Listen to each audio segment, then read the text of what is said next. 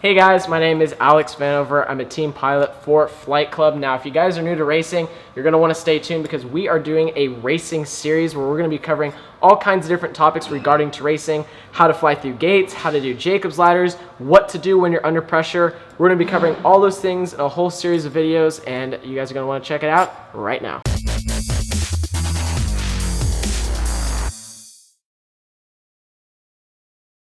In today's racing series tips, we're going to be talking about dive gates. Multiple different types of dive gates that you go up the dive, and dives you go downwards. We're talking about the entry speeds, what you should be thinking about when doing the dive, even your quad setup and how that can affect how fast you can do the dive gate. And hopefully after you watch this video, your dive gates are going to be faster than before you watched it. Okay, so when doing dive gates, it's really important to take your time with them. You don't need to go super fast into them. You don't want to enter with a lot of speed, and you also don't want to enter at the wrong angle. So when you do a dive gate for the first time, don't do this. Don't shoot up high in the air like this, because you start entering with a lot of speed, and then you're having to pull off out of the ground. You don't want to enter too low either, because that does the actual same problem where you don't have enough time to line the gate up. Now, once you get comfortable, hitting a dive gate down low like this is going to be fast, but you're going to be giving yourself less time to make corrections if need be. So what you want to do is you want to enter slow, pop up a little bit, dive into the gate, and you essentially want to sit down inside of the gate. So don't go too high, don't go too low, and don't go too fast. Give yourself plenty of time to make corrections and be able to sit into the gate just like that. Once you're able to do that, then you can start entering it with more speed. But even so, you want to make sure that when you line yourself up for the actual dive itself, you don't enter with too much speed. So if you're on a very fast track like this, you want to give it some power, slow it down so you have plenty of time to line yourself up with the gate. And then the more comfortable you get on the track, the faster you can get into the gate. And eventually you can do it the way that people like Minchan and Evan and I do it, where you do it blind like so. And the only tip I have for that is make sure you know where the gate is, line yourself up, and you can sit into the gate like that. So essentially I know the wind's going to carry me. I'm going to roll, basically go blind for a second, and I'm going to set myself into it just like that.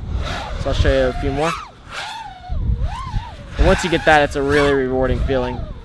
So there's a few different ways you can actually enter a dive gate as well. The traditional way is like this, where you enter it and you just dive into it. The other way that you can do it is you can do what's called a toilet bowl method, where you can essentially hover above the gate and then sit into it.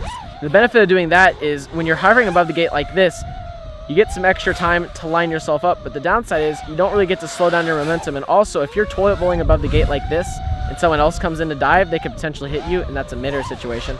The other way to enter a dive gate is to come at an angle like this.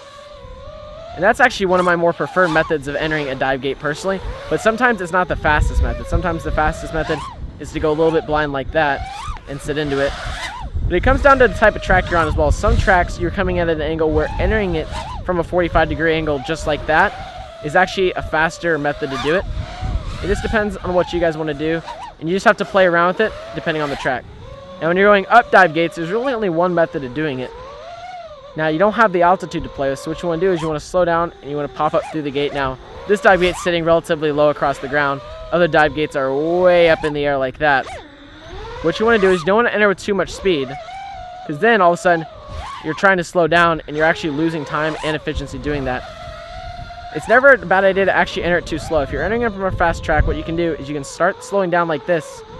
And that way, you have plenty of time to recover once you get through the dive gate, and also once you're going up the dive gate, you have time to line it up. So essentially, you don't want to enter too fast, pitch back, give it power, and push yourself through the dive gate. If you're entering it on a fast track, let's pretend we're flying around. We're in a Jacob's ladder. I'm going to slow down, and then punch out through the gate, just like that. Oh, and then tap a gate. So again, when you're going up a dive gate, you want to slow down before the gate. See where you're going through, a little bit of throttle, a little bit of pitch back, and you're gonna get through the gate, and then after that you recover. When diving a gate, you wanna make sure you give yourself plenty of time to line up in case you're a little offset. You can make a correction.